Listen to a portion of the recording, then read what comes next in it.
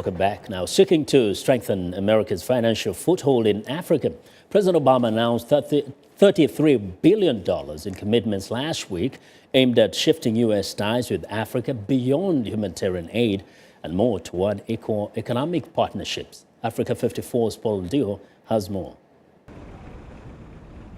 More than two-thirds of the population of sub-Saharan Africa is without electricity, and more than 80% of those living in rural areas lack access to power. The Power Africa initiative is expected to build on Africa's enormous power potential, including new discoveries of vast reserves of oil and gas.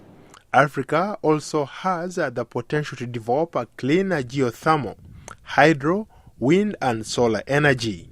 Andrew Haskowitz, the U.S. coordinator for Power Africa, says that life is extremely difficult without power. Power is essential for any society, Africa, United States, anywhere. We take it for granted. But if you don't have power, children can't study at night, health clinics can't provide essential services, life-saving equipment can't operate, companies can't compete when they have to run on expensive diesel generators. So when you look at all the constraints to growth in Africa and developing world, they must always come back to power. President Barack Obama's Power Africa initiative is aiming to expand electricity access to at least 60 million households and businesses.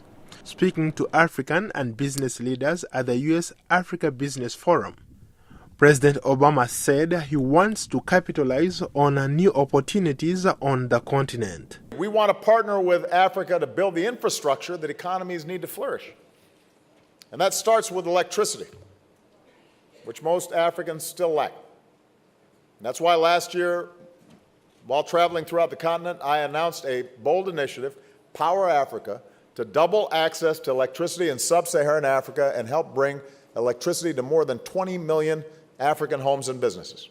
Tom Cogan, a regional program director for African Development Foundation, says that the organization is partnering with General Electric and USAID in 6 African countries. We're funding off-grid energy projects that are funding both business-related projects, but also schools and other facilities. So it could be solar, it could be wind-powered, it could be micro-hydro, it could be biogas, so people can have access to electricity when they're not connected to the grid. The World Bank forecasts Africa's economic growth will accelerate at more than 5% in 2015 and 2016, but estimates that 1 in 3 Africans, or 600 million people, need electricity.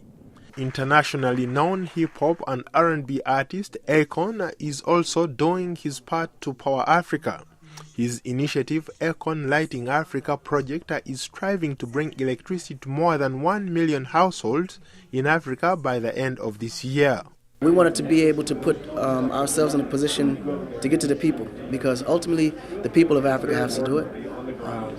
And me being African, I'm part of the people, so I wanted to be in a position where I create an initiative to where no matter where and how or what face that you may be able to be facing, there's a way to make it work. And me coming from the entertainment system, coming into energy and never knew nothing about energy, to create opportunities like this shows that anyone can actually do it. The U.S. is hardly alone in visualizing Africa's economic potential. China, India, and Europe are moving aggressively to tap into the continent's growing markets. The Asian nation is eager to develop the roads, bridges, and ports needed to build Africa's infrastructure. Paul Ndiho, VOA News.